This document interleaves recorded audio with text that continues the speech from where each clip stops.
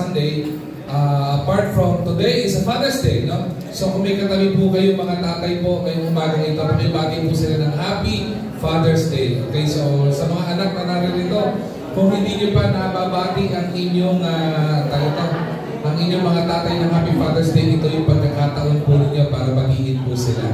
Alright? And again, this is also a very special Sunday because Sunday is always the Lord's Day. And I hope and I pray that everybody is excited, not only to worship the Lord, but to serve the Lord, and most of all, to listen to the word of the Lord ngayong umaga po ito. Amen? Alright. So again, ngayong umaga po ito, ay allow me to share with you the word of the Lord. At ito po ay pangatlong bahagi po ng ating pong message series na pinamagatan po natin Dwell. Okay, dwelling in the house of the Lord o dwelling in the presence of the Lord. At ngayong umaga pong ito, allow me to share with you this topic na sana po ay makatulong po sa atin at magbigay po sa atin ng encouragement ngayong pong umagang ito. Pinamagatan po natin ito, depend on His defense. Okay, dwell. Depend on His defense. So if you have your Bibles with you, hindi ako bubuksan po yung mga Biblia sa Book of Psalm, chapter 91 from verse 2 to verse 4. But allow me to read from verse 1, okay? Psalm chapter 91 verse 1 to verse 4. Hindi ako po tumayo ang bawat isa bilang pagbibigay galang po sa pagbasa ng salita po ng Diyos. Allow me to read it to you and just follow me with your eyes as I read the passages, okay? Psalm 91 verse 1 to 4, ito po ang sinabi, He that dwelleth in the secret place of the Most High shall abide under the shadow of the Almighty. Verse 2, I will say of the Lord, He is my refuge and my fortress, my God, in Him will I trust. Surely He shall deliver thee from the snare of the fowler, and from the noisome pestilence. And in verse 4, He shall cover thee with His feathers, and under His wings shalt thou trust. His truth shall be thy shield and buckler. May the Lord be blessed upon the reading of His word. So madali po tayong manalangin, hilingin po natin ang gabay, patnubay ng Panginoon sa pag-aaral po natin ng Kanyang salita. Panginoon namin dakilang Diyos, marami pong salamat sa napakagandang araw, napakagandang umaga pong ito, Panginoon, na kaloob niyo po sa bawat isa po sa amin. Magmula sa mga tatay na nag-celebrate po, Panginoon, ngayon ng Father's Day, ay salamat po, Panginoon, sapagkat pinagkalooban po kami ng mga pillars ng tahanan, mga providers ng tahanan, at protector ng tahanan, Panginoon. Truly, Panginoon, alam namin ang mga ama ay kaloob mong regalo sa bawat isang pamilya, dakilang Diyos. And Lord, as we dig into the studying of your word, dalangin po namin, nabuksan niyo po, Panginoon, ang aming mga puso, ang aming mga isipan sa iyong salita. Huwag niyo pong pahintulutan ang anumang distraction o distractions na maaari po, Panginoon, humadlang sa malayang pagtuturo niyo po sa amin at pangungusap niyo po, Panginoon, sa amin. Kausapin niyo nga po, Panginoon, kami, buksan ang aming puso't isipan na maliwanag namin maintindihan yung bawat aral na gusto mo po, Panginoon, aming matutunan. Samahan niyo po, Panginoon, kami at itago niyo po ako, Panginoon, sa iyong likuran at gabayan niyo po, Panginoon, ako na lumabas sa aking bibig ay wala pong iba kundi ang salita po ninyo lamang at kayo po maitaas at maluwalhati sa pangalan ni Jesus. Amen at Amen. Alright, mahal na po tayo magsipo. Depend on His defense. Okay? Yan po yung ating pong tatalakayan at pag-uusapan. Sabi po ng Ephesians chapter 5 verse 15 to 16, let us be very careful how we live, not as unwise but as wise people. Bakit po? Because the last part of that verse is because the days are evil. Okay? Ang tinitingnan po natin dito, yung katotohanan po na yung ginagalawan po natin mundo ay hindi po ganoon kaganda at hindi po ito nangangako ng napakagandang pamumuhay, kundi maraming mga kalukuhan, maraming mga kabuktutan sa mundong ito, maraming kasamaan ang nagkalat sa mundong ibabaw na ito. And maybe, as I start this message, as I deliver the message, meron po akong mga questions na ibabato po sa inyo, and most probably, these following questions are lingering into our minds as well. Maaaring ng mga nakalipas na panahon o malamang ngayon ay naglalaro sa isipan natin itong mga katanungan na ito. Okay? So, tinan po muna natin. Nagtaitanong nyo na po ba sa inyong mga sarili o habang kayo ay nakikipag-usap sa Panginoon, ang tanong mo ay ganito, in this unsafe world, where can I find security? Tama po yung Ephesians chapter 5, verse 15 to 16. The days are evil. At dahil magulo ang mundong ginagalawan natin, punong-puno ng kasamaan at ang pagkilos ng kaaway sa mundong ito, saan po tayo makakahanap ng seguridad? Saan po tayo makakahanap ng security? Next question. How do I feel protected? Granted, meron pong kaguluhan sa mundong ito. Paano po ba natin mapoproteksyonan ang sarili po natin in this unprotected world as believers of Christ? Okay? Sumunod po. Is God aware of the attacks in my life? Malamang ito yung pinaka-common na tanong na itatanong natin. Panginoon, aware ka po ba doon po sa mga pinagdadaanan ko? Aware ka po ba, Panginoon, kapag ako ay inaatake o ako ay sabihin po natin tinitira ng dyablo o ng kaaway? Aware po ba ang Panginoon? Hindi po malinig sa kanyang kaalaman? Nakikita po ba ng Panginoon? May knowledge ba siya dito? Maaari po iba sa akin na itatanong po ito. Okay? Maaari ito, itatanong din natin. Can I really trust God? Mapagkakatiwalahan ko ba talaga ang Panginoon? Diba? Or sabihin natin, when I don't understand what's happening in my life, kapag hindi ko maintindihan yung sitwasyon ng buhay ko, yung pinagdadaanan ko sa sandaling ito, ang tanong ay, mapagkakatiwalaan ba o pwede ko pagkatiwalaan ang Panginoon? Okay? Dagdagan pa natin yung mga tanong, mga common na tanong na naitatanong ng mga mananampalataya. We despair sa lahat ng mga worries, sa lahat ng mga anxieties na ating pinagdadaanan. Okay? Paano ba natin ito paglalabanan? How do I find it? Okay? Paano ko ba ito mapagtatagumpayan? Or how do I stay sa mga mananampalataya? Ito, magandang tanong ito. As a believer of Christ, as a follower of Christ, how can we stay spiritually protected in a world full of distractions, in a world full of temptations, full of testings? Paano po tayo magiging spiritually protected? Most probably, ito pong mga binato ko pong pangatanong ito, maaari meron dito isa, dalawa, tatlo, or maaari yung karamihan ng tanong na ito ay naitatanong na po natin sa ating mga sarili. O may mga pagkakataon, dahil sa bigat ng ating pinagdadaanan, naitatanong din po natin sa Panginoon ito. Okay? It's a reality. These questions are realistic questions asked by many and most of believers, just like me as well, na nakakapagtanong po tayo. Dagdagan pa po natin yung tanong. Ang dami na pong tanong nun, ano? Dagdagan pa natin ang tanong. Okay? The question here is this: where do I go when I'm afraid? Saan po tayo tatakbo? O saan po tayo tumatakbo kapag katakot ka? If I will be asking you a question right now, where do you go when you are afraid? Kapag ka may kabagabagan ka sa puso mo, saan ka tumatakbo? Or kapag ka na-overwhelm na tayo dun sa pagsubok, masarap po kasi na-overwhelm sa blessing, eh, no? Pagka na-overwhelm ka sa blessing, talaga naman ang ngiti mo, talagang abot, lagpas tenga ang ngiti mo, eh.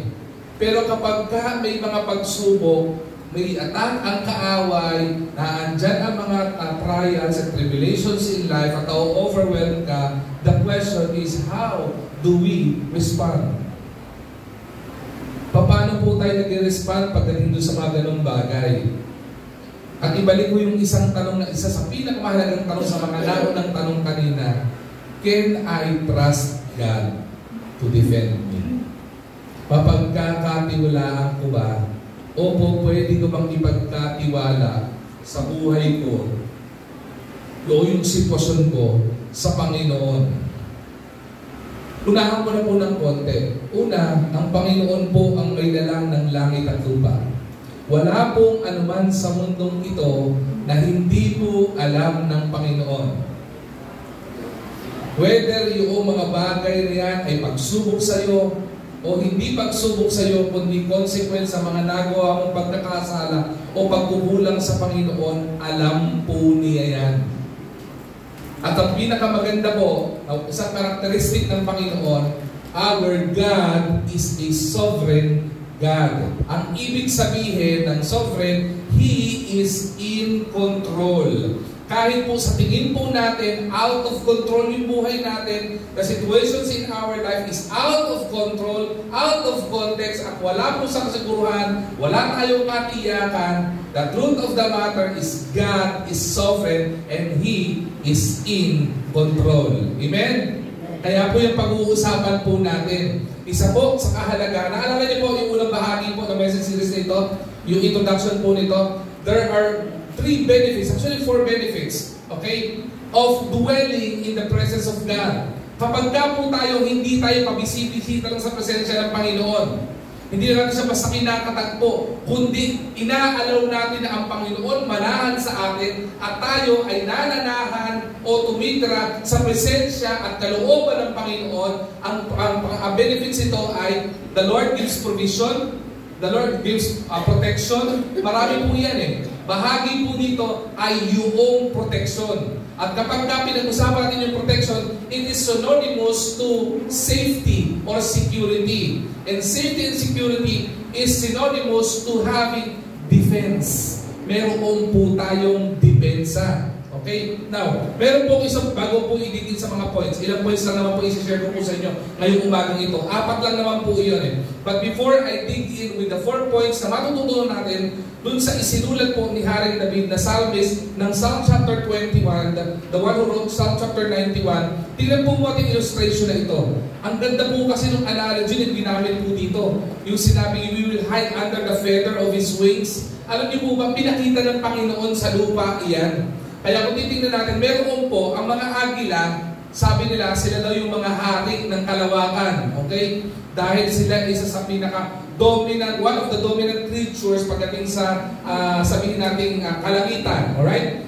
Bakit po? Ang laki ng wings pa nila, ang laki nila, nakakapandagin po iyang mga yan. Pero alam niyo po ba, eto pong mga agila, lalo higit yung mga mother na eagle, meron po silang protective instinct. Ang ginagawa po ng mga mother eagle, okay, aakit yan sa mataas na cliff, o kaya lilipad yan sa pinakamataas na puno. Alright? Tapos ang gagawin po niya, doon siya mag-build ng nest. Para saan po yung nest? Doon po niya ilalagay yung kanyang mga inakay o yung mga eaglets. Okay? Yung mga batang eagle. Doon niya po ilalagay yan. At pastor, bakit po ginagawa ng eagle sa pinakamataas? Hindi po ba delikado po iyan para sa mga baby eagle kasi hindi pa sila nakakalipad? Yes, totoo yun. Kasi hindi pa sila nakakalipad. Pero there is a reason kung bakit doon siya sa high place naglalagay ng nest at doon siya nilalagay yung kanyang mga inakay o yung kanyang mga anak na ibon para po maging safe po ito sa mga predators sa ibaba. Okay? May mga ahas o mga creeping creatures na po pwedeng umatake. Mas malaki pa doon sa mga baby eagle at ito ay mga predator nito. Kaya ilalagay nito sa isang safe na lugar, sa pinakamataas na lugar. Pero hindi lang po yun ang ginagawa ng purpose nito. The purpose kung bakit inilalagay niya yun doon siya nag-build ng nest kasi doon din niya nilalagay yung pagkain at kapag kumakain yung mga anak niya, okay, ang ginagawa niya, ibinubuka niya yung kanyang pakpak na wide habang inilalagay niya sa bibig ng mga anak niya yung pagkain. Bakit po niya ibinubuka iyon? Para po may protection. Kasi hindi lang naman po eagle ang lumilipad sa kalawakan. Marami pa rin pong iba na maaaring kasing laki o mas maliit sa kanya na po pwedeng umatake at umanaw ng pagkain ng mga anak niya. That's even part of the protection of the mother eagle. At hindi lang po yun. Kapag ka po bumabagyo, kapag ka po mahangin, kapag ka po umuulan, ang gagawin po ng Mother Eagle, babalik po siya doon sa kanyang nest. Dahil alam niya na andun yung kanyang mga anak. At habang bumabagyo, ibubuka na naman ni Mother Eagle yung kanyang wings at i-cover niya doon sa nest kung saan na andun yung kanyang mga anak. Yung pong kanyang wings is a shield, okay, that shields the eaglets o yung mga baby eagle from harm and harsh winds, okay, for harming creatures, and at the same time, yung po pwedeng mga rain na po pwedeng makapatay sa kanila. Isipin niyo pong maigi, isinasaalang-alang po ng Mother Eagle yung kanyang sarili para maproteksyonan lamang yung pong kanyang mga anak. From sabi natin storm rages, poprotektahan niya. Kapag ka nag-feeding, pinoprotektahan niya. But under the mother's wings, her young rest securely. Hindi po ba't ganun ang Panginoon sa buhay natin? Kapag ka po nasa presensya tayo ng Panginoon, hindi po tayo iniiwanan ng Panginoon. Hindi po siya umaalis po sa ating tabi. Kaya kung naibabato natin yung mga tanong kanina, alam ba ng Panginoon yung pinagdadaanan ko? Anak, alam ng Panginoon ang pinagdadaanan mo. Yung totoo, ibinubuka ngayon ng Panginoon, yung kanyang pakpak, maging ligtas ka lang. Ibinubuka ng Panginoon yung kanyang pakpak habang pinapakain ka niya at habang nagpo-provide po siya sa buhay po natin. In a world we are living in, full of storm, testing, confusion, temptations, okay? And spiritual warfare. Na pagkilos ng kaaway sa buhay natin, tandaan po natin, God is our shelter in times of storm. Siya po yung ating pinakaligtas na dwelling place na po pwede po nating puntahan, na po pwede po nating takbuhan kapag ka po tayo ay nasa danger. Yung po yung makita po natin, and in His wings are covering of safety para sa buhay po natin. Yan po ang malinaw na analogy na ibinigay po ni Haring David o ni David sa Psalm chapter 91 verse 2 to 4 or verse 1 to 4. This message entitled Dwell, Depend on His Defense is a reminder sa bawat isa po sa atin. It reminds us that true safety is not found in the absence of danger, but it is found in the presence of our defender. Ulitin ko po yung pong safety natin is not found in the absence of danger, but rather it is found in the presence of our defender, and that is none other than the Lord, God and God alone. Yung po iyon ang makikita po natin. Kaya hindi ko na po patatagalin. Punta po tayo sa 4 na punto na po pwede po natin makita. Paano po ba tayo magiging ligtas? Saan po ba tayo tatakbo? O let me revise that question. Kanino po ba tayo tatakbo po kapag ka po in danger tayo? Kapag ka po may temptation sa buhay po natin, sino po pwede natin takbuhan? Kapag ka po may pangangailangan po tayo, sino po ba ang kailangan pwede natin takbuhan? Kapag ka po ba tayo ay tumatangis at pakiwarin natin we are trouble, kanino po ba tayo po pwedeng pumunta para maging safe tayo? Yan ay wala pong iba kundi sa Panginoon. And how are we going to do that?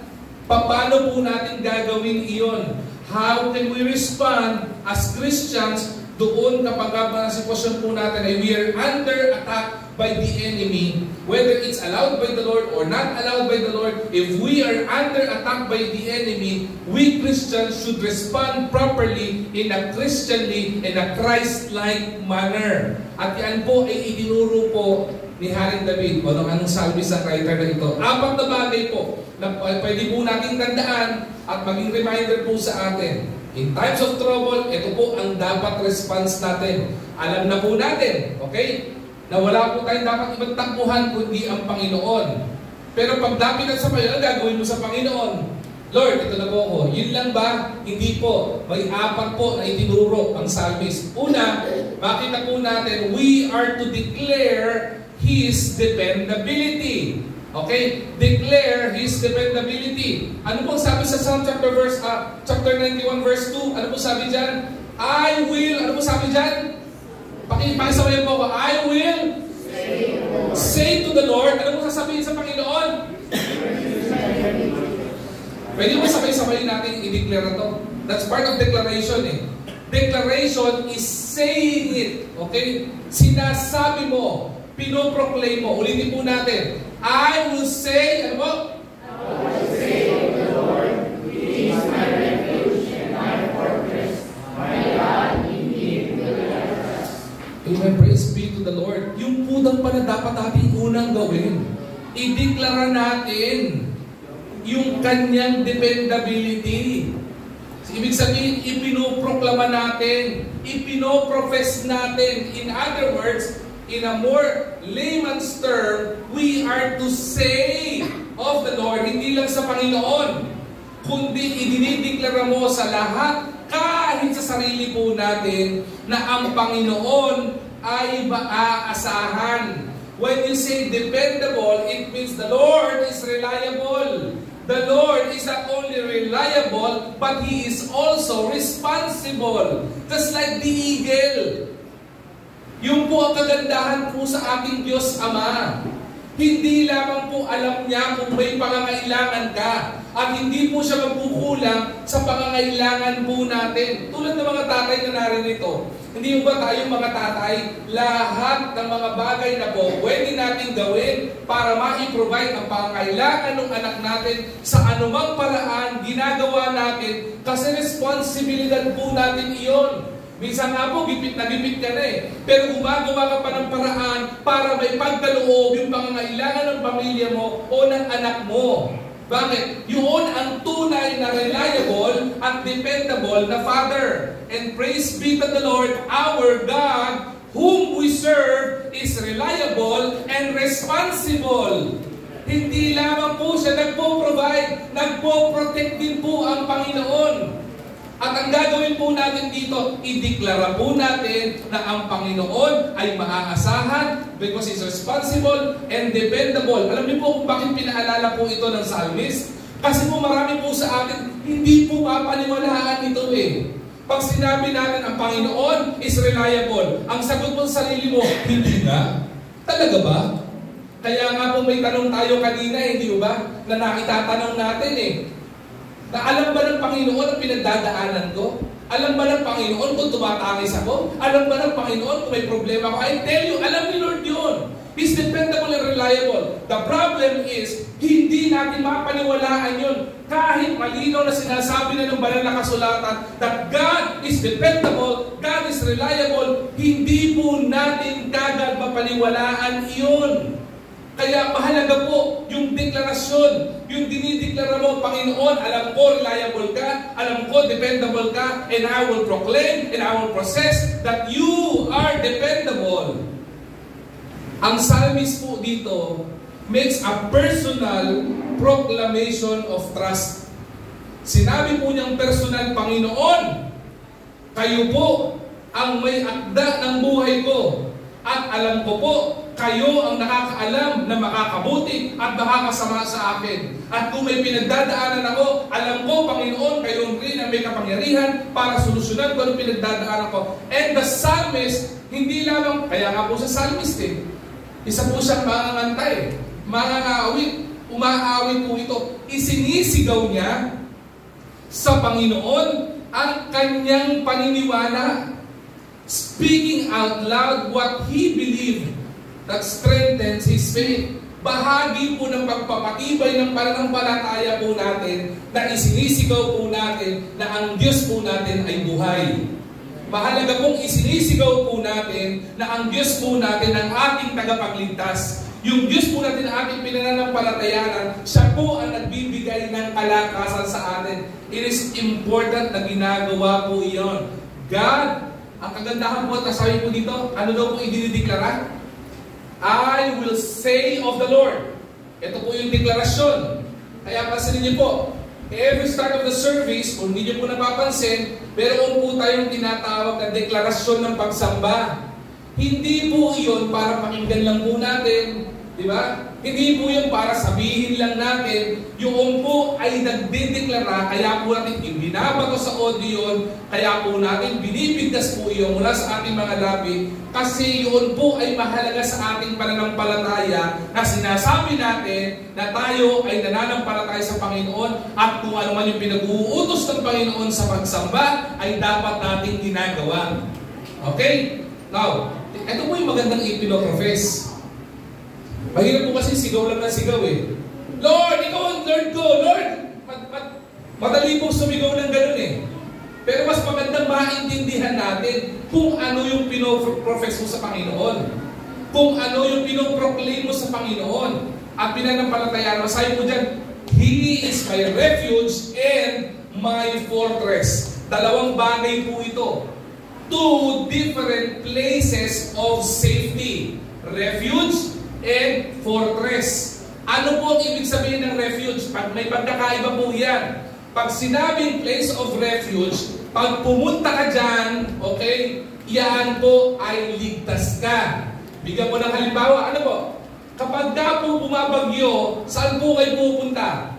Sa isang matibay na bahay o matibay na gusali para kayo ay ligtas sa bagyo. Tama po ba? Usually sa atin, kapag kami bagyo, umuwi tayo sa ating tahanan, tapos doon tayo nagpapahinga, nagkakandado ng pinto, bintana, okay? Para tayo ay ligtas. Tama po ba? Ang tawag po doon ay place of refuge. It is a place where you go when you are in danger. Pag pumunta ka doon, mapifeel mo yung safety. Now, ano po ang pinagkaiba ng refuge at fortress? Ang fortress po, hindi lamang po ito basta place of safety. Pag sinabing fortress, it is a stronghold in battle. Para maipaliwanag ko po at maintindihan po ninyo maigi ito. Lahat po tayo taga-Manila dito, di ba? Karamihan dito, mga taga-Manileño po kayo. Pumunta po kayo sa Intramuros. That is one example of a fortress. Bakit po? Yung komunidad, doon po sa, ano po tawag? Sa sabi ko? Nakalimutan ka. Intramuros, yun. May mga gusali sa loob niyan. Pero may malaking-malaki o mataas na bakod na napapaligiran itong bakod ito ay gawa ng adobe. Kaya po nung panahon nung ito ay itinatag, hindi po makapasok yung kaaway. History would say, di ba? Nung ginawa po iyan, hindi po ba? Hindi nga po makapasok kahit pagkain. Hindi nga po makapasok kahit na kahit na yung mga kaaway. Bakit? Paano ka papasok? Una, ang taas ng bakod. Pangalawa, sa tuktok ng bakod, may mga nakatutok na kanyon. Hindi mo ba? Anong dating nun? It is a fortress. Hindi lang siya basta place where you are safe, kundi yung bahay na safe sa loob nun, binakuran mo pa, nilagyan mo ng fortress, it becomes a stronghold in battle. Kung sa bahay mo, ligtas ka, nilagyan mo pa ng bakod na may mga nagbabantay, may mga gwardya, mataas, kahit anong proteksyon na andon, it becomes a stronghold when it comes to battle. Yun po yung sinasabi dito. That is how reliable, that is how dependable our God is. Pag pumunta tayo sa Panginoon, hindi lang po natin basta mararamdaman yung safety. Pag naandun po tayo sa presensya ng Panginoon, He is also our stronghold na hindi po pwede o basta-bastang tibagin ng kaaway kasi Panginoon ang siyang bakura natin. He is our stronghold. And that is what we need to declare. That is what the psalmist say. Ideklara mo yung dependability ng Panginoon. Let our declaration be louder than our doubts. Marami po sa atin, mas malakas pa po yung kabog ng dibdib natin sa takot. Mas malakas pa po. At mas dinig na dinig ng kaaway yung pagdududa natin sa Panginoon rather than yung pananampalataya natin sa Panginoon. The declaration is a statement na sinasabi natin sa kaaway, wala kang kakayanan dahil mas makapangyarihan ang Panginoon ko sa iyo.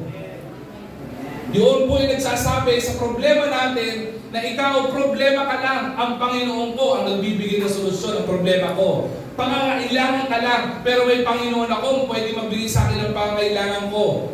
Pagdududa, itinasantabi po natin po iyan. Speak faith even when fear knocks. Diba? Magsalita po kayo ng pananampalataya. Dapat po sa mga ating mga Kristiyano, maging reminder po sa atin, even in times of trouble and hardship, lumabas po sa bibig po natin yung pananampalataya. Truth of the matter, it is hard na sabihin yung pananampalataya mo kapag in deep trouble ka.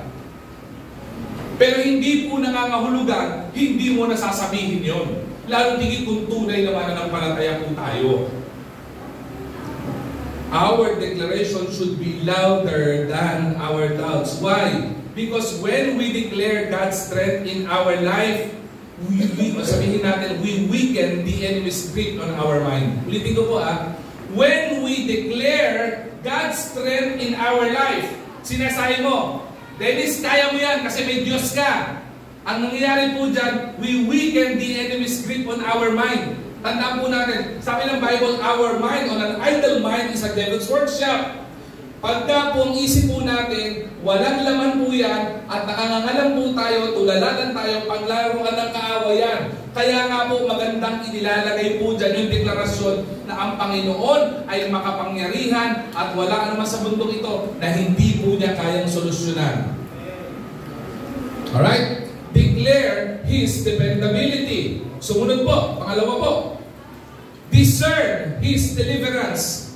Discern His deliverance. Ano po sabi ng Psalm chapter 91 verse 3? Pakibasa nga po. Maganda po ito, deklarasyon po, di ba? Basahin po natin sabay-sabay. Psalm 91:3, begin. Surely He shall deliver thee from the snare of the fowler and from the noise of pestilence. Ang ganda po nito. Sabi po natin, yung una pa lang po, ganda na di ba? Surely. Ang ganda po nun May kasiguruhan. Di ba? May patunay. Huwag kang mangangamba. May katotohanan. Surely, anong katotohanan ito? He shall deliver thee from the snare of the fowler. Tingnan po natin, ano po bang ibig sabihin ng discern? Pag sinabi pong discern, hindi po ibig sabihin yan, matuto tayo manghula. Pag sinabi pong discern, ma-recognize mo, ma-distinguish mo, maunawaan mo, ma-identify po natin yung alin, yung deliverance na ibinibigay ng Panginoon. When you say deliverance, it could be a physical deliverance. Physically, gagawin ka niyang safe. Okay? Spiritual deliverance, o sa anumang pagsubok ng kaaway, pinanghihinaan ka man, o tayo ng pananampalataya po natin, kaya po tayo niyang i-rescue doon. At ang pinakamaganda, yung buhay natin na hindi pa mananampalataya, na papunta sa impyerno dahil sa kasalanan po natin, meron pong salvation as deliverance. Di ba? Tatlong bagay po yun Physical deliverance, spiritual deliverance, kung ikaw ay spiritually sick, at kung ikaw ay hindi mananampalataya, salvation as deliverance. Iniligtas ka niya sa anumang kapamahan ng buhay-buhay po natin. Pero tandaan po natin, kahit ang Panginoon, He can physically deliver us from danger. Kahit po ang Panginoon, He can spiritually deliver us away from danger. At lalo tigit, even if the Lord can actually save us from our sins and our iniquity, para hindi po tayo punta sa impyerno, kapag ka po hindi namin nadi-distinguish o nare-realize o hindi natin na-identify o nare-recognize at hindi natin nadi-discern iyon, hindi po natin makakamtan iyon. Kaya po sabi po ng Bible, be discerning. Discerning in His deliverance. Bakit? Surely, the Lord shall deliver thee from the snare of the fowler. Ano po ba yung fowler? Ginamit pong analogy dito kanina ay patungkol sa agila o ibon. Ang ibig sabihin po ng fowler, ito po yung mga nanguhuli ng ibon. Ito po yung mga nang-tatrap ng birds. Ang tawag sila ay fowler. Ang kaaway, ang diablo, ganun din po. Ang diablo is a fowler. Okay? He is seeking whom he may devour. Ang dyablo naghahanap ng mga tao na pwede niyang wasakin. Pastor, tayo po mga mananampalataya. Pwede mo po ba tayong wasakin ng dyablo? Yung totoo, hindi ka na niya kayang kunin away from the Lord. Kasi anak ka na po niya eh. Pero kapag po tayo ay patuloy pa rin at inaalaw natin yung fowler o yung dyablo na sirain tayo, ginagawa niyang miserable yung ating Christian life. Kaya po marami mga Kristiyano, pag tingnan po natin, hanggang ngayon, mukha pa rin hindi victorious ang buhay. Bakit? Kasi pinahihintulutan pa rin yung fowler na tayo po ay matrap at matempt. May mga pagkakataon po, tayo naman po dahilan kung bakit tayo tinetempt ng kaaway eh. Minsan tayo na po ang lumalapit eh. Iba sa atin, hindi po hirap na hirap ng dyablo sa atin. Alam niyo po kung bakit? Hindi ka na kailangan item. Ikaw na lumalapit sa dyablo para item ka niya. Di ba walang kahirap-hirap eh? Di ba? Abay, pahirapan naman po natin ng dyablo. Hindi ba? Sabi dito, discern His deliverance. God promises rescue. God promises safety from hidden traps and destructive threats of the enemy. Binigay po ng Panginoon yun. Kaya nga po mayroong Bible na andito po yung mga instructions on what to do, what to avoid. Na andito po ibinigay po ng Panginoon yun. Kaya po wala tayong discerning spirit is because we didn't meditate in the Word day and night. Nakakalimot po tayo mag-aral ng salita po ng Diyos. Okay? Kaya po tandaan natin, marami po sa atin na aambush tayo ng kaaway, natatrap tayo ng kaaway nang wala po tayong kamuang-muang. But remember this, God is not surprised by ambushes of the enemy. He sees it and He actually saved us even prior of the danger coming to us. Bakit po? Bago po dumating yung danger, ay paalaala na Panginoon, hindi po ba? Bago po dumating yung danger, naandyan na po yung salita po ni Lord, hindi po ba? Bago po dumating yung danger, hindi po ba nandyan ang pangusap ng Banal Espiritu sa buhay po natin? Ang kailangan lang po natin gawin as we discern His deliverance, we are to stay sensitive to God. Saan po tayo maging sensitive? Sensitive to God's warning. Sensitive to God's instructions.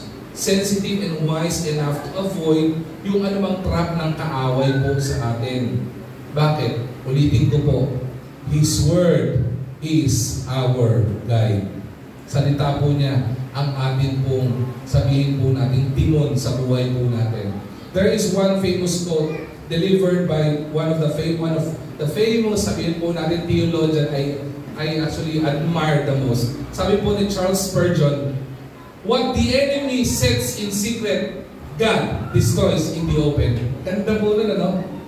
Yung dyablo, kung tumira pa ilalim.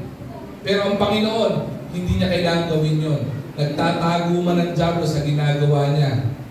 Pero ang Diyos na ating sinasamba, sisirain niya in public. Hindi niya kailangan itago.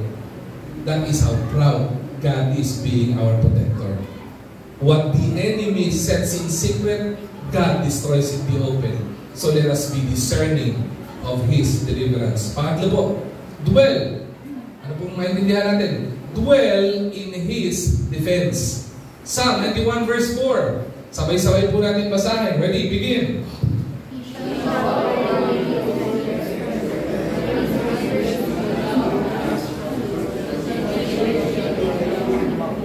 Sabi po dito, He shall cover thee with His feathers. Diba nasa the eagle, ibubuka niya yung kanyang pakpak at ang sabi ito, and under His wing you shall thou trust. Magtiwala lang po tayo because the truth, sabi ito, the truth shall be thy shield and thy buckler. Maintindihan po natin, the image of God's wings is a picture of safety. The image of God's wings symbolizes intimacy in the presence of God.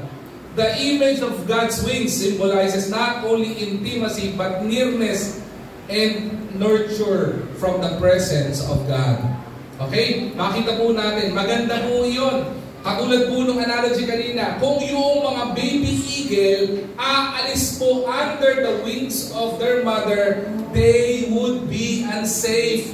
Pero tandaan po natin, anong ginawa ng mga baby eagle? Nagsayba sila. Pag umubo nga bagyo, kinover ng mother eagle yung kanilang yung nest nila, kung saan sila. Sabi ng mga bata, nako, duda ako, tatagos yung ulan dito, alis tayo dito.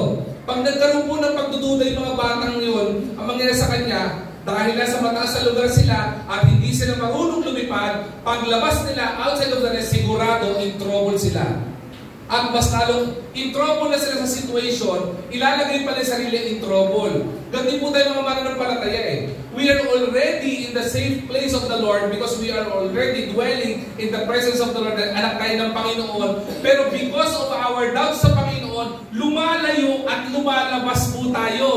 Akala natin, yung pagdududa at paglabas po natin sa presensya ng Panginoon makakatulong sa atin, but rather, it would worsen the situation.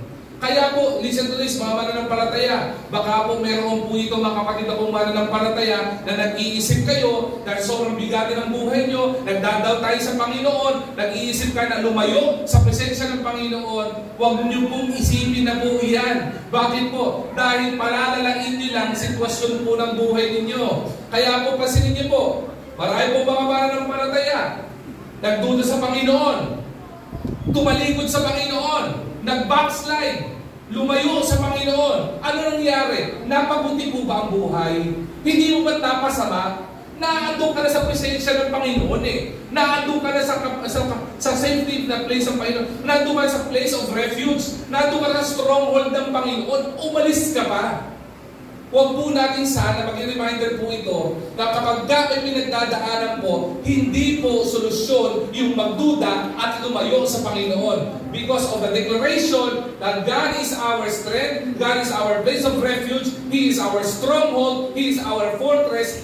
Tapat po siya doon, reliable and dependable po ang Panginoon doon. Huwag na po tayong mag-isip lumayo pa. Hindi po solusyon yun. Mas lalong palalalain lang po natin ang sitwasyon ng buhay natin. Bakit po? Tandaan po natin, protection from the Lord. Listen to this carefully. Protection from the Lord flows from its proximity. Ulitin ko po protection from the Lord comes or flows from His proximity. Ano po ibig sabihin? Pag sinabing proximity, pinag-uusapan po dyan yung distansya. The closer you are to your protector, the more safe you are.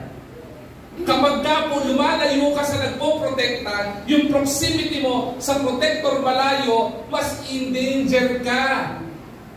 Kaya po, Christians, ang hamon po ni Haring David dito, di ba, may problema ka, wala kang problema, may temptation ka, o may trials ka, o may tribulation ka sa buhay mo, ang dapat gawin mo, at dapat i-goal natin, maging malapit lagi sa Panginoon. Because in the presence of God, in the dwelling house of the Lord, there is safety. Di ba? Huwag kang lumalayo na lumalayo. May problema, layo ka. May problema, layo ka na layo. Anong nangyari? Dagdag ang problema mo. Pag dumagdag ang problema mo at lalo ka naging nagotrouble, ang sinisisi mo si Lord. Ano gawin ni Lord? Bumili ng payong, hatayin ka sa leg. Lumapit ka kasi dito. Di ba? Ang kulit pinsan natin no? Dapat yung payong ni Lord, yung kay Charlie Chaplin, yung may kalawit na gano'n. Di ba?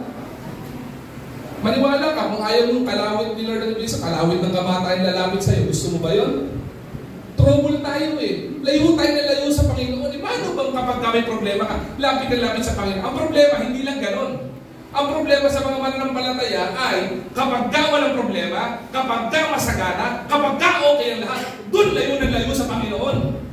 Kung pinagpapala ka na ni Lord, dapat lumapit ka sa Panginoon. The more na kung ikaw ay natotrouble, mas lalo ka lang lumalapit sa Panginoon. Hindi na, pinagpala ka na, lumayo ka. Natrouble ka, lumayo ka. Tapos pagka natotrouble ka at feeling mo unsafe ka, sisi mo si Lord. Ano kinalaman ni Lord sa iyo? Di ba? Protection from the Lord flows from His proximity. The closer we are to God, the safer our soul will be. Di ba? Ano mo sabi ni A.W. Tozer? God doesn't just guard you, He gathers you. Para po tayo mga tupa. Diba? May kanta pong iba eh. May kanta po yung Christian song po ito. Para tayong tupang ligaw. Diba? Ang isa po sa pinakamatigas na ulo, alam niyo po kung ano? Tupa. Diba? Bakit po? Hindi ba kaya po meron po mga shepherd? Kaya po may mga shepherd at may tungkol yung shepherd kasi may mga tupa, pag pinakawalan mo sa field yan, kung saan pupunta yan. Ganun po matigas ang ulo mga tupa. Kaya gawin yan, tatapikin ng shepherd yan sa puwet para bumalik sa linya, o kung malayo na yan at trouble na yan, kakalawitin yan yung kanyang staff. Ganun yan. Yung po ibig sabihin, because God doesn't just guard. Ang ginagawa niya, ginagather niya tayo. Christians, part ng pag-guard ng Panginoon is gathering of us together. Diba kaya sabi po ng Hebrews, not forsaking the assembling of us together. Not forsaking the gatherings of believers. Kasi ginagather tayo ng Panginoon. Kasi mas madali sa Panginoon kapag kasama-sama tayo. Kaya kung papasilin nyo, pag pinatupulan ng church, it is always collective. Diba? We are the church. We are body of Christ. Collective lagi. Kasi bahagi ng pag-safety ng Panginoon sa kanyang mga anak is by gathering of us together. Diba? Kahit nga po may problema eh. Ang sabi ng Panginoon, in the council of godly, there is wisdom. Sa gathering ng mga godly people, mayroong wisdom. Hindi po ba? Kaya makita po natin, ang pagkagusto po natin ng safety sa Panginoon at maging safe tayo sa buhay na pinagdadaanan natin, huwag po tayong pamisita lang doon sa dwelling house ng Panginoon. If I want to feel safe in my life, if I want to experience the full provision of my life, ang dapat kong gawin is to dwell in my Father's house. Mga anak na narin ito, yung mga young people na narin ito, kung gusto nyo pinagpapala kayo ng ama nyo, diba, dwelling in the house of your Father. Diba? Sabi niyo ba, ako kaya pastor, may asawa na ako doon para ako titira. Para safe. Hindi gano'n, responsibility yun. May biblical principle din dyan. Live unto your wife and leave your parents. Sandaan niya. Ang sinasabi lang dito, in the analogy of dwelling in the house of our Creator. Diba sa atin kaya trouble tayo? Evaluate natin sa sarili natin. Baka kaya tayo trouble kasi malayo tayo sa Panginoon. Baka kaya pala hindi pala temptation yung dumadaan sa'yo. Baka consequence yan kasi malayo ka na sa Panginoon. We are no longer dwelling in His presence. But we want the benefit. Ito masakit. We want the benefit of dwelling in the presence of the Lord. We want provision. We want protection. Diba? We want every benefits of being in the house of the Lord, in the presence of the Lord. We want peace. Gusto po natin lahat. Sino ayaw nun? Sino ayaw ng protection? Sino ayaw ng peace? At sino ayaw ng provision? Lahat yung gusto natin eh. If it's in the presence of the Lord, ba't ayaw mo nun? Gusto natin ng benefits pero ayaw natin ng process. Gusto natin ng benefits pero ayaw natin ng place kung nasaan natin makikita yon. Pwede po ba yun? Usually po, tayo mga tao kasi, masyado tayo spoiled brat eh. Tayo may gusto, pero gusto natin tayong nilalapitan. Parang mali po, di ba? Kung ikaw ang may gusto, at ikaw may kailangan, ikaw ang lumapit. Hindi mo ba? Kunyari sabihin ng anak ko, Dad, gusto ko to. Punta ka dito, halika dito. Sabi, ayoko, Dad. Paano may bibigay sa'yo? Simple pagsunod, ayaw mo eh. It only shows that you don't deserve it. Matigas ang ulo mo eh. Marami po mga mananampalataya, ganon. Lord, gusto ko po nito. Lord, gusto ko nito. Lord, gusto ko nito. Lord, pakiayos nga po nito. Ginawa natin SM Mega Mall si Lord eh. Di ba? Ginawa natin shopping center si Lord eh. Paano makukuha ang damit sa mall? Paano makukuha rubber shoes sa mall? Paano ka makakapag-withdraw sa bangko kung hindi ka pupunta sa mall? Sige nga po. Nakakita niyo po ba kayo ng mall na naglakad papunta sa inyo? Subukan nyo maglakad ng SM Mega Mall papunta sa bahay nyo, matatakot kayo. Tao ba? Hindi analogy. Di ba ganun po Panginoon? Kung may kailangan ka sa Panginoon, hindi ba dapat naglamapit sa Panginoon tayo? Kaya, masyado tayo pabebe. Tayo may kailangan, pero gusto si Lord lumapit. Nakakahiya naman kay Lord. Ikaw may kailangan, pero Lord, ikaw na. Ikaw may kailangan eh. Lapit tayo sa Lord. Why? God doesn't just guard you. He gathers you. What the Lord wants is you. Your obedience. Our presence in His dwelling place. Hindi na kailangan pag-usapan pa yung benefits. Hindi na kailangan pag-usapan yung kung pwede natin benepisyo kapag ka nasa bahay tayo ng Panginoon. Hindi na po kailangan pag-usapan yun. It's already a reality. Nandun yun. Hindi magbabago yun. Never nagbabago yun because God is an unchanging God. Hindi siya magbabago. If we want to benefit from it, di ba? Yung proximity dapat sa Panginoon at ang desire natin is to be closer and closer to the Lord. Panghuli po, I'm done. Depend on His declarations. Kaya baliktad, ano? Declare that He is dependable. Itong panghuli, depend on His declarations. Ano ibig sabihin nito? Psalm 91:4. Maganda po ito, basahin po natin. Ha? Lakasan po natin. Ha? Pakilitan sa sarili po natin. Psalm 91:4, ready begin. He shall cover thee with his feathers, and under his wings shall thou trust. Ano pong ibig sabihin to? Depend, manindig, sumandig, sumandal, umasa. Saan po? Sa mga deklarasyon ng Panginoon, sa mga katotohanang ibinibigay ng Panginoon, sa mga pangakong binibitawan at ibinagkakaloob ng Panginoon sa atin. Manindig tayo, magtiwala tayo dun sa mga truth na binibigay at pangakong binibigay ng Panginoon. Bakit? Sa tao, kapag ka nangako, napapako. Pagka ang Panginoon nangako, kailanman hindi mapapako, ipagkakaloob niya yun because He is a just God and He is a faithful God. Kaya sabi nito, the truth, He shall cover thee with His feathers, and under the wings thou shalt trust. His truth shall be my shield and buckler. Ito po yung katotohanan, pangako ng Panginoon sa atin ng proteksyon. The truth refers to God's faithfulness and promises and promise sa buhay po natin.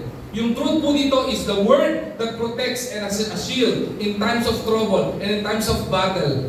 Yung pong katotohanan ng Panginoon, yung salita po niya, yung pangako po niya, siya ang sasalan o magiging block doon sa mga kasinungalingan, sa mga pagdududa at mga spiritual attacks ay pinagkakaloob ng diablo sa buhay po natin. Hold tightly to God's word. Hawakan mong maigi. Meditate on it day and night. Isa puso, isa buhay at i-apply po natin ito. It is both defensive armor and an offensive weapon in life's warfare. Ang ganda po ng binigay ng Panginoon. Hindi lamang po ito pang-depensa. Ito rin po ay panglaban. Hindi po ito pang-depensa lang. Ito po ay armas din po natin para mapanlabanan kung ano man ang ginagawa ng diablo sa buhay po natin. Kaya po sabi ni Warren Wiersbe, God's promises are not paper shields.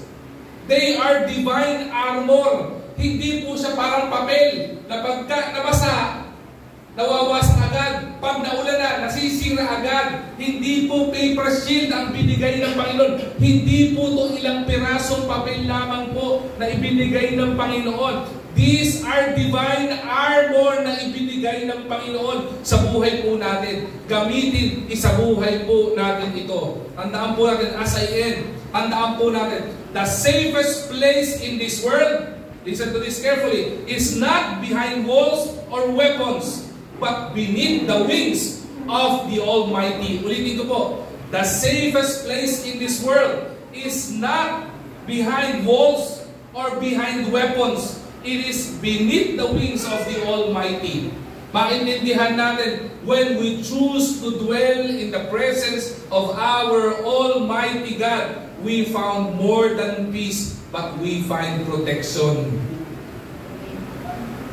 Just like the eagle kanina, under the wings of the mother eagle, like a soldier inside a stronghold, like a child under or behind his father's flock. We are covered. We are guarded. We are protected. And we are secured. At sana po, ang naging hamon ng mensaheng ito is for us not to dwell on dangers, but to dwell in our defender. Iba po sa atin kapag dumadating yung pagsubok ng buhay natin, di ba? Kaya po tayo tinatamaan ng depression, kaya tayo tinatamaan ng anxiety, kaya tayo tinatamaan ng panghihina, kaya tayo tinatamaan ng pagdududa sa Panginoon, because we dwell on danger. Ito na yung problema ko eh. Ito na lang ako. Hanggang dito na lang ako. Don't dwell on danger. You dwell on your defender. Nandun ang Panginoon sa buhay mo. Hindi mo kailangan manatili na defeated, because by in God's plan, you and we Christians are victorious. The safest place we could ever be in this unsafe world is not behind walls. Kahit may pader kang sementado, tatamaan ng anay, magigiba yan, masisira yan. Kahit may baril ka, may panaksa ka, tandaan mo, ang sabi ng Bible, the battle in this world is not against flesh and blood. It is against the spirit. Hindi mo pwedeng barilin ang diablo. Kahit may AK-47 ka pa, kahit may Armalite ka, kahit may kanyon ka, paputukin mo sa diablo yan, hindi siya tatablan yan. Because it is not against flesh and blood, it is against the spirit. Kaya the only protection is under the wings of the Almighty. Let us not dwell on dangers.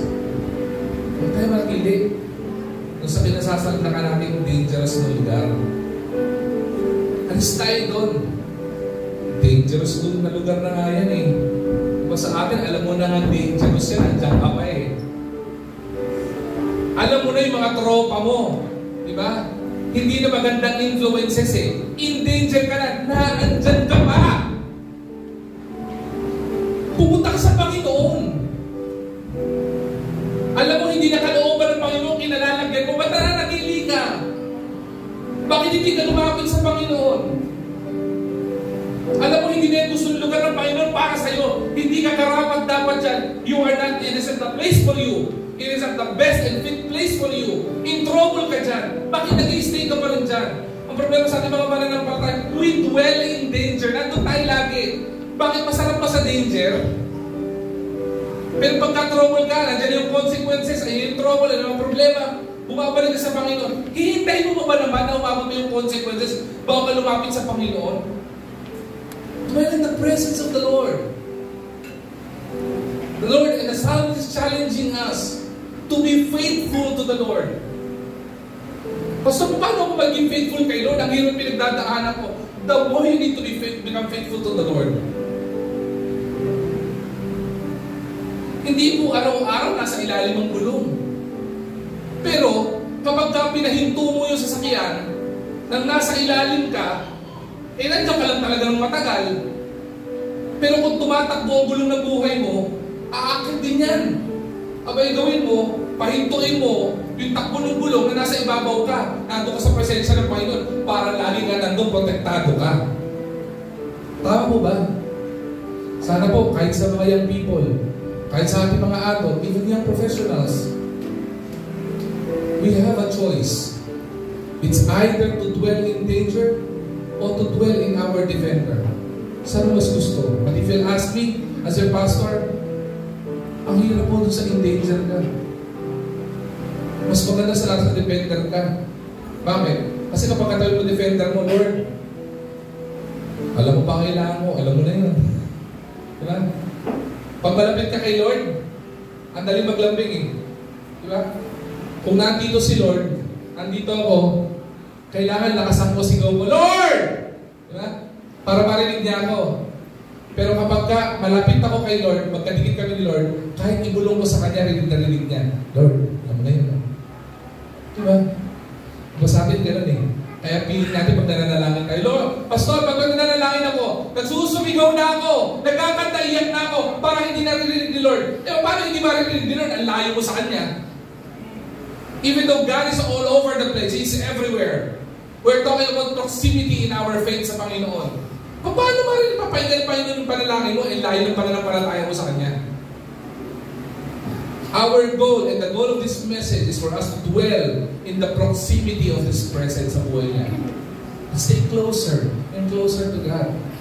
Hindi yung tipong every Sunday, close ka kay Lord. Pagdating ng Monday, punta ko sa danger. Di ba? Pagdating Wednesday na, medyo malapit ng konti. Minsan prayer meeting wala pa eh. Di ba?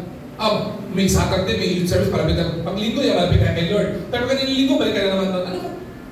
Parang nag-rubber band eh. Di ba? Totoo. Hindi ko alam, malamang pag umakit sa langit, sabi Lord sa atin, alam mo anak, nagka-sleepnik ako dahil sa'yo eh. Bakit? Linggo, katabi kita. Pagdating ng Lunes hanggang Biyernes, ang layo mo. Tapos mabalik ka naman dito. Tapos ang hirap mong pakinggan. Bakit? Lunes hanggang Biyernes, ang layo mo sa akin eh. Lord! Di mo pwede magsigawan eh, di ba? Di mo kailangan magsumigaw sa Panginoon eh. Pwede ka lang bumulong sa Panginoon. Panginoon, alam mo na yun. Baka hindi mo kailangan bumulong sa Panginoon, pagtingin pala sa Panginoon, Lord, you know everything. Alam mo na yan. Diba? Para mag-asawa yan, di ba? Yung mga misis, pag tingnan nyo asawa nyo, pag mataliman tingin ang asawa nyo, alam nyo na yun. Trouble ka. Tama ba? Yung mga intimate relationship na mag-asawa dito, pag nagkatingin mo sa, alam mo na ibig sabihin nun. Minsan nga, di ba nagkapatid ka ng kape, nagtitimplahan na ng kape. Alam mo na yung tingin pa lang. Bakit? Intimate kasi relationship eh. Ganun din sa Panginoon. Kapag ka-intimate na relationship nyo at relationship natin sa Panginoon, minsan hindi mo na kailangan sabihin eh, Lord, baka kapag tingin ni Lord sa'yo, anak, umiiyak ka. Alam ko kung ba't ka umiiyak. Andito yung wings ko, umupo ka kagad ng ba yung wings niya. Halika dito na. Nakapin kita. Anak, dito ka. Comfort kita. Alam ko yung kailangan mo. Alam ko rin dalhin mo yan. Halika dito. Huwag ka maganda. Ako bahala dyan. Yan lang kailangan mo. Mas malaki ibibigay ko sa'yo. Diba? Minsan, kahit anong buka ng Panginoon ng wings niya eh. Hindi niya tayo mayakap. Bakit? Because we are far, far away from the Lord. Dahil sa Panginoon eh. Sana po, hindi maging gano'n. Sana po naging hamon sa ating salita ng Diyos. Dwell in the presence of God. Dwell. Depend on His defense. Because God is the God of peace. God is the God who provides. And most of all, when we are in trouble, if your relationship is in trouble, if your family is in trouble, if your life is in trouble, God is your protector. He is your defender. Hindi na backup natin, Panginoon, saan ka mahaharap mo ba ng iba? Sabi nga ng mga tambay, kapag ka na-trouble ka, hanap ka resback. Hindi ka naman hanap ng resback, hindi ng resback ko si Lord eh. Hanap mo ba naman resback? Pinakamatinding backup natin, walang iba kundi si Lord. Bakit? Hindi natin siya backup. Frontliner natin siya eh. Huwag lumayo sa Panginoon, anak. Kung ikaw nagdududa ka, mga kapatid, baka may nagdududa sa Panginoon, yung sa daling ito, huwag magindaan niya para lumayo ka sa Panginoon. Bagkus, gamitin mo yung paraan para mas lumapit sa Kanya. Basta okay naman ako ngayon. Eh di lalo na, kung okay ka, the more you're okay, the more napakalapit ka sa Panginoon. Diba? Kasi kung okay ka, hindi okay. You'll be experiencing the abundance of His blessing. Ayaw mo nun. Napakasarap nun, di ba? Pangako ko ba to? Hindi ko nang pangako to. Pangako na salita ng Diyos to eh. Sinabi ko ba to? Buksan niyo po Bible nyo, nandiyan naman po eh. Tagapaghayag lang pong pastor kunin nyo na sinasabi ko lamang po ito. Sana po naging hamon po ito. Salita po ng Diyos. Everybody's challenged, everybody's blessed, and everybody's empowered not to turn our backs from the Lord, but to turn our face to the Lord as we become faithful and faithful and faithful to the Lord. Tuloy mo tayo na. So we pray. Panginoon namin dakilang Diyos, maraming salamat po Panginoon sa kabutihan mo sa amin. Salamat Panginoon sa makapangyarihang salita mo Panginoon na naihiyag sa likuran ng pulpitong ito. Baunin po namin ito sa aming pang-araw-araw na buhay. Di ba magpapakatagal? I don't know how the Lord have touched your heart in this message. Maaaring may iba sa inyo, kinausap kayo ng Panginoon kasi may pagdududa kayo sa Kanya. O nagduda kayo sa Kanya. O baka may iba sa atin, nagpaplanong tumalikod na sa Panginoon. Nagdududa sa kapangyarihan niya. Totoo ba si Lord? Nararamdaman niya, nararamdaman ko? Aware ba sa situation ko? Dwell in His presence. It is time for us to dwell in the presence of the Lord. May our goal be yung proximity natin sa Panginoon. Wouldn't be far, but our proximity to the Lord will be closer and closer and closer to Him. Okay lang po ba kanyayahan kayo lumapit sa harapan? At sama-sama tayo manalangin. Ano man yung nagiging dahilan ng pagdududa mo, ano man yung nagiging dahilan ng panghihina ng panampalataya natin, o meron tayong hinihiling na proteksyon sa Panginoon, pwede bang ilapit natin sa harap yun ngayong umagang ito at sama-sama tayo manalangin? Can we do that? Come on, church. Come on.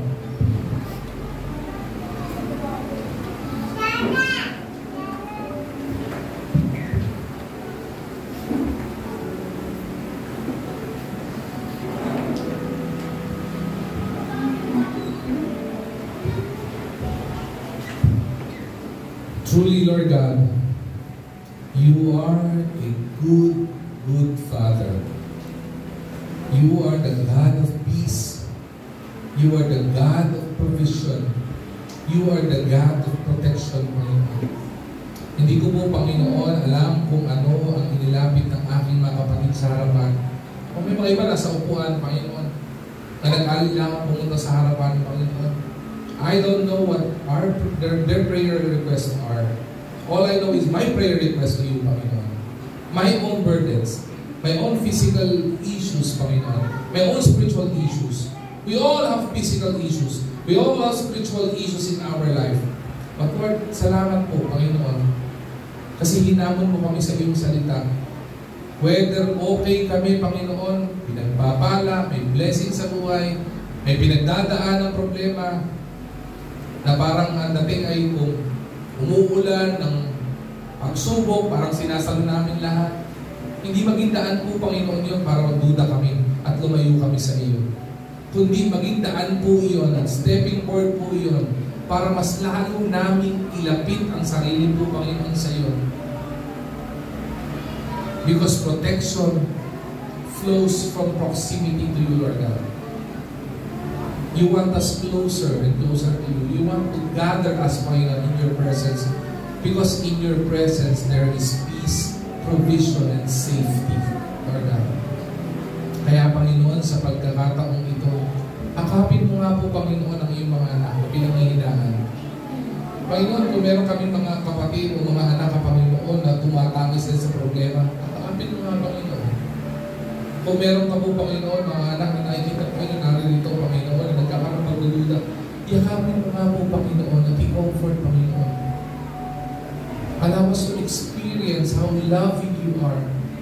Allow us to experience, Panginoon, the warmth, Panginoon, of Your embrace. Yung akapin mo kayo mahigpit na mahigpit, Panginoon, na maramdaman namin, Panginoon, yung dakilang presensya mo na kumikilos sa buhay po, Panginoon namin, sa anumang aspeto ng buhay namin. Salamat po, Panginoon. Salamat po, Panginoon, sa hamon, Panginoon, ni David, Panginoon, sa buhay namin. Na kami, Panginoon, for us to declare, Panginoon, yung defense mo, dakilang Diyos. For us to be dependent, Panginoon, on Your dependability, dakilang Diyos. For us to trust You, Lord God. For us to trust, Panginoon, yung mga declarations of Your word and Your promises sa buhay namin. Kung may nangangailangan, Panginoon, ng comfort mo, Panginoon. Kung may nangangailangan, Panginoon, ng strength, Panginoon, strengthen niyo po, Panginoon. Kung may nangangailangan, Panginoon, pang pinansyal o ang material na bagay man, iparanas mo nga po, Panginoon, pagpapalang material, Panginoon, yung desire ng puso nila, pagdalog niyo po, Panginoon. Kung may nangangailangan, Panginoon, ng kagalingan, kayo po, Panginoon, bilang kagalingan. Kung may trouble sa mga relationships, Panginoon, kayo nga po, Panginoon, ang magbigay ng reconciliation or peace in the relationship, Panginoon. Kung may mga misunderstandings, Panginoon, kayo magpakita ng kaunawaan, Panginoon, at kaliwanagan, Panginoon.